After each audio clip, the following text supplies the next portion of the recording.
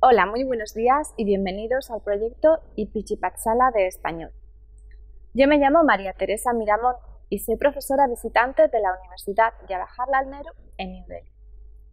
En esta universidad imparto asignaturas de lengua, literatura e historia de España, como por ejemplo literatura española medieval o literatura española del siglo XX, al igual que historia de España del siglo XX y diferentes asignaturas de lengua española.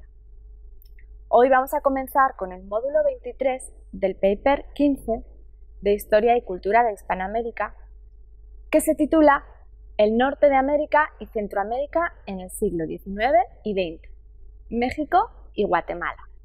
En este módulo vamos a hacer una introducción a la historia de México y Guatemala durante los siglos XIX y XX, después del proceso de independencia colonial. Después de las guerras de independencia, ambos países comenzaron sus propios caminos, pasando a formar parte brevemente durante el siglo XIX de la misma nación bajo el Imperio Mexicano. Esto duró apenas unos meses y después ambos países pasaron a continuar con sus propios procesos republicanos. Vamos a comenzar por México. En el siglo XIX, después de la Guerra de Independencia, México ya no se sentía definido ni por Tenochtitlán ni por albergar la capital de la antigua Nueva España, aunque ambos lo hubiesen forjado como nación. El Congreso Constituyente dio pie a la Constitución de 1824, estableciendo un régimen republicano y federal en el país. Su primer presidente fue Guadalupe Victoria, con el que comenzaron los enfrentamientos internos. Ahora surgía un nuevo México, que en el siglo XIX vivió un periodo de luchas internas, dos invasiones extranjeras, la francesa y la norteamericana, y una guerra civil que terminó con el triunfo de los liberales y el gobierno de Juárez. A continuación, vamos a hacer un breve repaso de cada uno de estos acontecimientos. Uno de los personajes más importantes de este momento histórico es Valentín Gómez Farías, que en 1833 realizó unas reformas liberales, provocando que los conservadores alzaran la mano y provocando la instalación de una república centralista, en lugar de una república federal.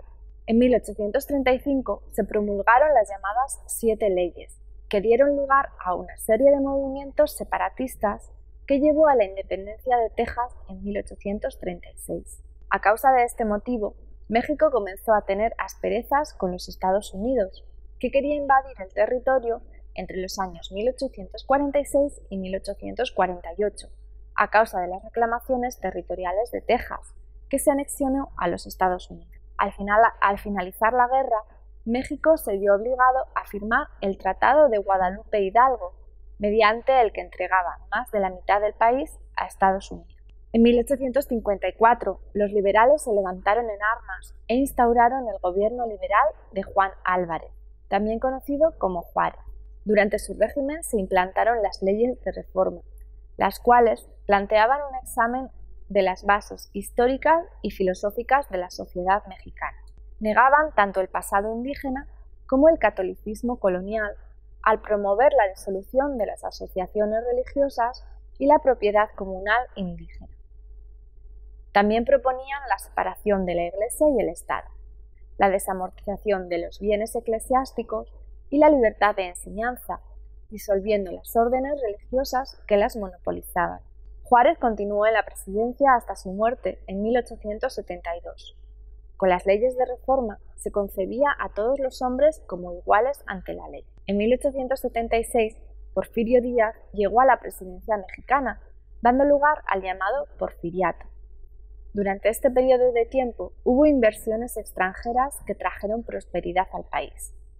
Organizó el país, pero restauró los privilegios y permitió la prolongación del feudalismo.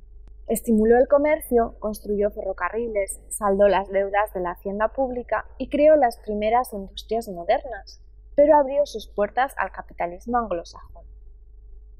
Promovió el progreso, la ciencia, la industria y el libre comercio.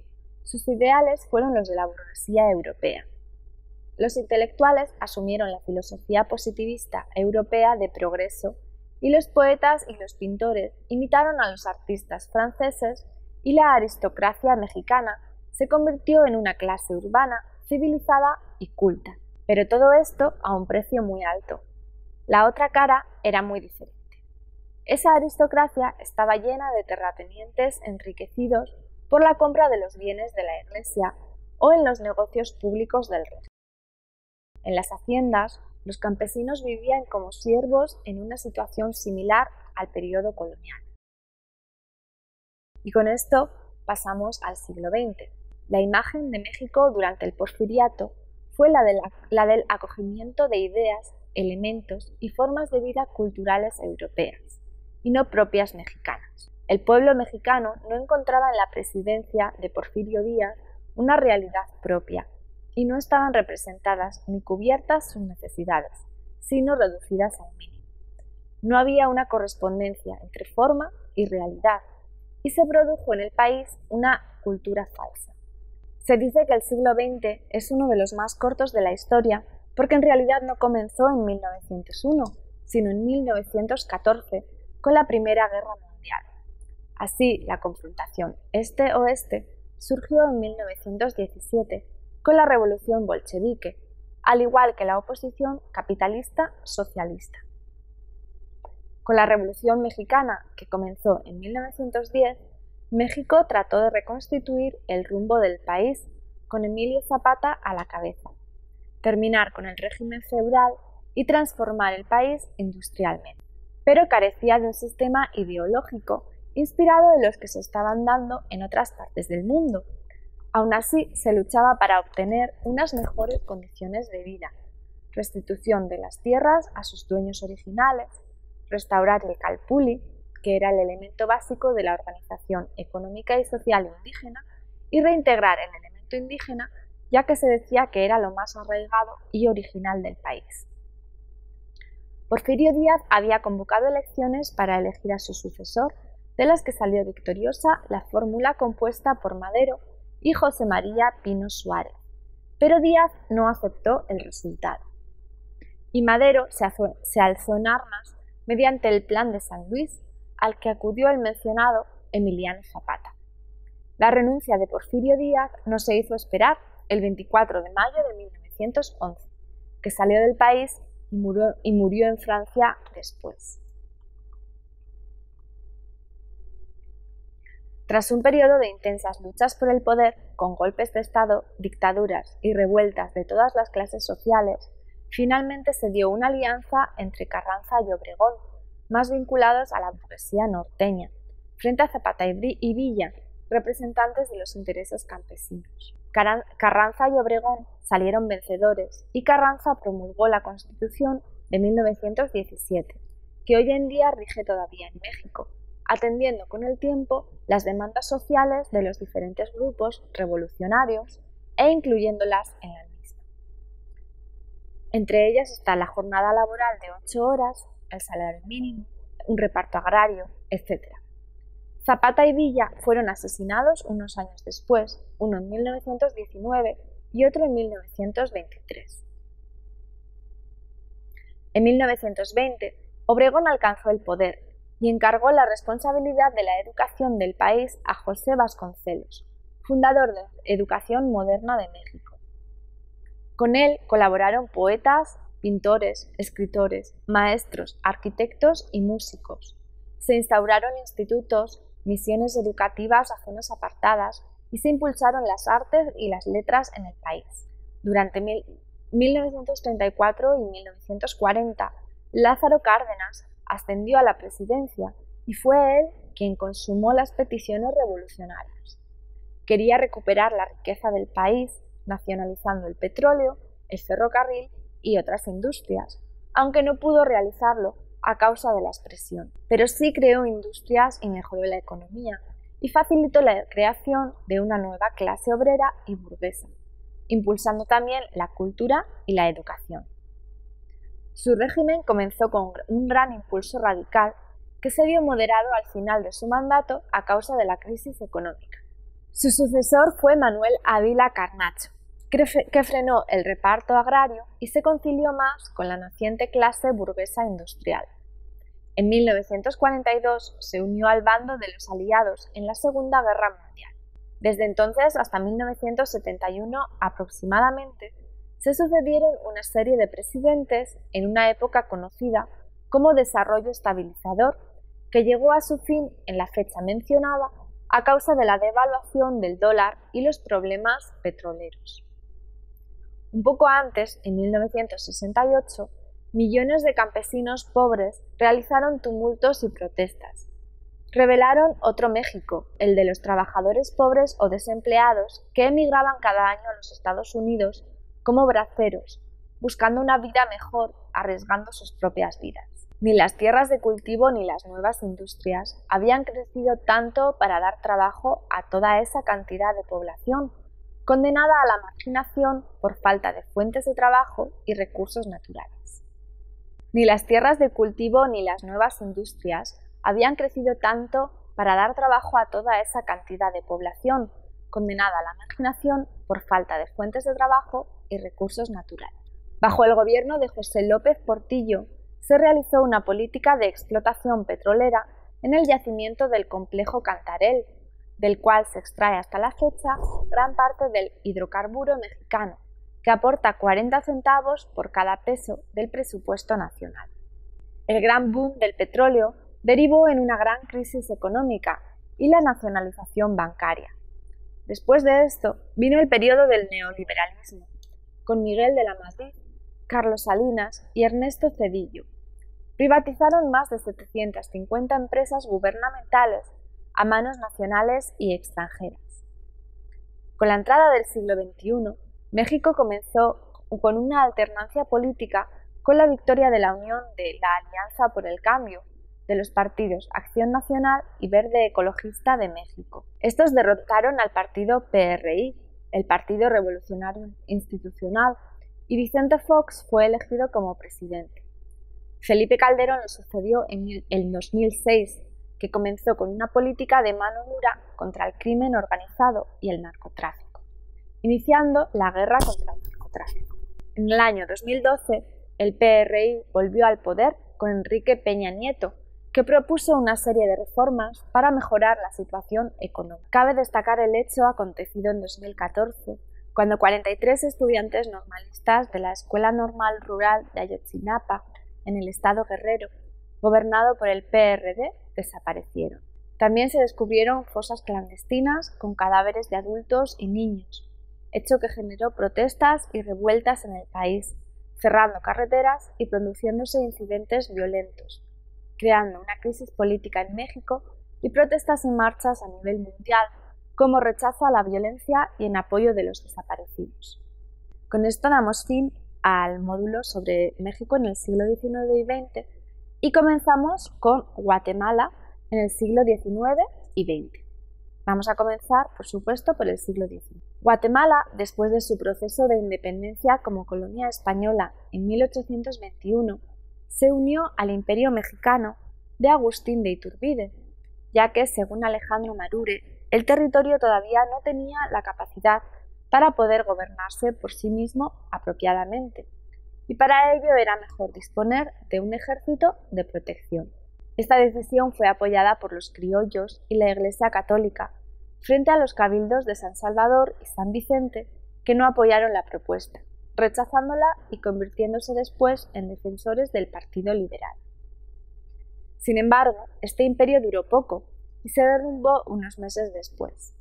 Guatemala y sus provincias se separaron de él, exceptuando Chiapas y Soconusco, que permanecieron junto a México, y declarando de nuevo su independencia, pasando a formar parte de las Provincias Unidas de Centroamérica en julio de 1823. Las Provincias Unidas del Centro de América sostenían una constitución democrática, liberal y reformista. A pesar de esto, los más conservadores seguían sin aceptar los cambios, ya que no querían ver peligrar su poder económico y social, y desde un principio hubo inestabilidad y desigualdad en las diversas regiones. El guatemalteco Rafael Carrera y Turcios fue uno de los impulsores de la rebelión contra el gobierno federal y la ruptura de la Unión en 1839. Esto lo podemos ver también en el módulo siguiente, en el módulo 24. Esto condujo también a una guerra civil durante los años 1838 al 40, que daría como resultado la creación de Guatemala como Estado independiente, al igual que el de los estados centroamericanos que hoy en día conocemos. Durante unos años después de la guerra civil, el país atravesó unos años muy activos políticamente. En 1847 se proclamó como república soberana e independiente, y Guatemala comenzó a realizar acciones como un Estado soberano. Carrera, como uno de los artífices de la ruptura de la Unión, acabó gobernando el país bajo una presidencia vitalicia de carácter dictatorial, desde 1851 hasta 1865, con apoyo de los conservadores, los grandes latifundios y la Iglesia. Los liberales, por su parte, lo acusaban de analfabeto. Lo cierto es que fue una estratega militar que defendió al país de varios ataques externos, como por ejemplo frente a la coalición de El Salvador y Honduras en la batalla de la Arada. También en el gobierno de Carrera tuvo lugar la expedición de conquista estadounidense por parte de William Walker al territorio centroamericano, la cual originó la Guerra Nacional contra los filibusteros. Los Estados Unidos habían reconocido el gobierno nicaragüense de William Walker frente a la oposición de todos los gobiernos conservadores de Centroamérica, que respondieron mandando ejércitos para derrocar al filibustero. En 1856, todavía Estados Unidos no eran todavía una potencia mundial y tenían problemas internos que derivarían en una guerra civil. Asimismo, entre sus últimos años de gobierno, se dio la guerra de 1863 entre Guatemala y El Salvador. En 1871 se produjo una reforma liberal bajo el liderazgo de Justo Rufino Barrios, junto a otros intelectuales liberales, con el objetivo de hacer cambios en el país, mejorar el comercio, crear nuevas formas de cultivo y artesanía. Durante esta época, el café se convirtió en una de las piezas de cultivo más importantes para el país.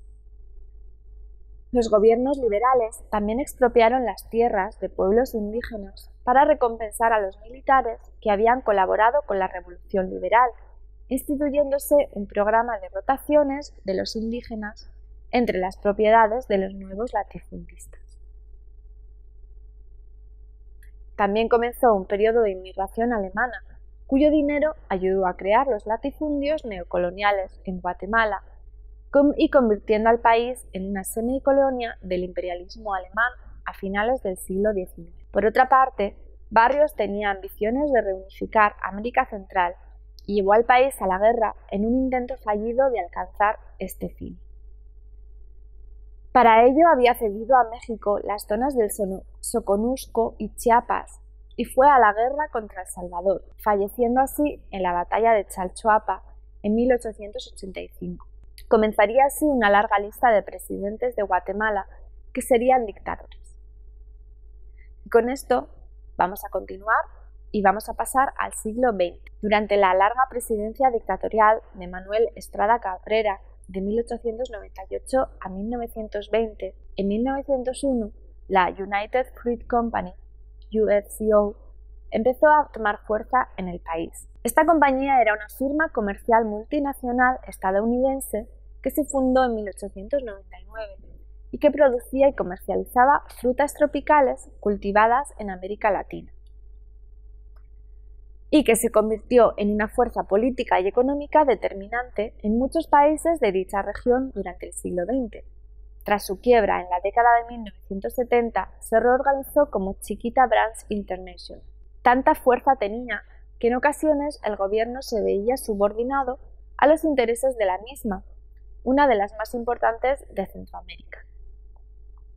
Parece ser que tenía tanto poder que podía dominar a los gobiernos con la ayuda de Estados Unidos. También la compañía colaboraba con el país, construyendo escuelas, pero al mismo tiempo obstaculizaba el comercio local, como por ejemplo oponiéndose a la construcción y mejora de carreteras, ya que eso podría poner trabas a su monopolio del ferrocarril. La UFCO controlaba más del 40% de la tierra del país y las instalaciones del puerto. Esta situación se mantendría hasta 1944. En este año, algunos militares disidentes, estudiantes y profesionales liberales, conocidos como los Revolucionarios de Octubre, derrocaron al gobierno de Federico Ponce Báides, sustituyéndolo por una junta que poco después convocó elecciones libres. Juan José Arévalo Bermejo, escritor exiliado en Argentina, ganó las nuevas elecciones y se convirtió en el primer presidente socialista elegido en Guatemala. Fue muy criticado por la clase alta y los terratenientes, que lo tenían como comunista. Entre las nuevas medidas del nuevo presidente estaban mejorar el Código del Trabajo, la seguridad social y la economía, entre otras. Estas fueron continuadas por su sucesor, Jacobo Arbenz Guzmán, ganador de las elecciones siguientes. Arbenz quería realizar una reforma agraria para aumentar la producción de las tierras y el nivel de vida de los campesinos. Proponía la expropiación de las tierras improductivas y sucesión en usufructo a los campesinos, realizando grandes expropiaciones a la United Fruit Company. Esta buscó la ayuda del presidente Eisenhower y expuso que el presidente guatemalteco había legalizado el Partido Guatemalteco del Trabajo. En 1952 se le presentó como un comunista peligroso y la CIA inició un movimiento paramilitar, el Movimiento de Liberación, que ingresó a Guatemala desde la República de Honduras y dio un golpe de Estado en 1954, derrocando a Arbenz, quien huyó exiliado a Cuba, El Salvador y finalmente a México, donde murió. Consumado el golpe, asumió la jefatura del Estado el coronel Carlos Castillo Armas. En 1958, el político y militar Miguel Ydígoras, un ferviente anticomunista y enemigo político de los gobiernos progresistas, llegó al poder tras fundar el Partido Redención y contar con el apoyo de los sectores derechistas del ejército. Sin embargo, este gobierno, liderado por el general Miguel Ydígoras Fuentes, fue una de las peores administraciones de la historia del país, que sufrió los resultados de los errores económicos y corrupción por parte del gobierno. Justo después de la instalación de Ydígoras en el gobierno, varias revueltas populares rompieron la ciudad de Guatemala y el ejército y la policía mostró una brutal represión. En varias ocasiones el gobierno trató de desviar la atención pública de los problemas económicos y corrupción a través de otros problemas, instigando al nacionalismo por medio de ataques reales o imaginarios del exterior. Finalmente, un grupo de oficiales militares menores se levantó en armas en 1960. Al no tener éxito, muchos de ellos huyeron a Cuba y allí hicieron amistades importantes. Este grupo se convirtió en el núcleo de las Fuerzas Armadas insurgentes que lucharían contra el gobierno militar durante los 36 años siguientes. 4 grupos guerrilleros de izquierda: el Ejército Guerrillero de los Pobres, la Organización Revolucionaria del Pueblo en Armas, las Fuerzas Armadas Rebeldes y el Partido Guatemalteco del Trabajo. Estos grupos realizaron una serie de ataques económicos, tomando como objetivo el gobierno y los miembros de las fuerzas de seguridad estatal. Estos grupos finalmente se unieron para formar la Unidad Revolucionaria Nacional Guatemalteca en 1980. Al mismo tiempo se formaron algunos grupos de extrema derecha, como el Ejército Secreto Anticomunista y la Mano Blanca, que torturaban y asesinaban a estudiantes, profesionales y campesinos sospechosos de ayudar a los grupos de izquierda. En 1963 se produjo un golpe de Estado por el coronel Enrique Peralta Azurdia y el gobierno de Ydígoras Fuentes finalizó. Azurdia comenzó un plan de educación y de retorno democrático y cuando esto comenzó a funcionar se retiró de la política. Poco tiempo después hubo elecciones democráticas y fue elegido presidente electo Julio César Méndez Montenegro en 1966. Por otra parte, el gobierno creó el llamado Partido Revolucionario, que desarrolló sus propias estructuras de poder paramilitar y arremetió contra organizaciones sociales, sindicales, universitarias y campesinas. Se inicia así el periodo que ahora se ha dado en llamar conflicto armado interno, por razones de política correcta. Las organizaciones guerrilleras como la FARC o la MR-13 Nord, se concentraron entonces sus ataques en la ciudad de Guatemala, donde secuestraron y más tarde asesinaron a varias figuras importantes, incluyendo al embajador estadounidense John Gordon Main en 1968. Entre 1970 y el 82 habría desde entonces una serie de gobiernos militares o controlados en la sombra por militares, en 36 años de conflicto civil. En mayo del 82, la Conferencia de Obispos Católicos acusó a Ríos Montt de la responsabilidad de cultivar la militarización del país y continuar las masacres civiles por medios militares. La breve presidencia de Ríos Montt fue probablemente el periodo más violento del conflicto de 36 años, que resultó aproximadamente en 200.000 muertos civiles, en su mayoría indígenas de Sartén. La CEH estima que las fuerzas del gobierno fueron responsables del 93% de las violaciones. En 1983, Ríos Montt fue depuesto por su propio ministro de Defensa, el general Óscar Humberto Mejía Victores, quien lo sucedió como presidente de facto de Guatemala. Mejía justificó el golpe diciendo que los fanáticos religiosos abusaban de sus posiciones en el gobierno y también debido a la corrupción oficial. El general Mejía permitió un regreso controlado de la democracia en Guatemala. Vinicio Cerezo, un político civil y candidato a presidente del Partido Demócrata Cristiana, ganó la primera elección sostenida bajo la nueva Constitución con casi el 70% del voto y tomó posesión del cargo en enero de 1986. Con la elección de Cerezo, los militares se alejaron del gobierno y regresaron al papel más tradicional de proporcionar seguridad interna, específicamente luchando contra insurgentes armados.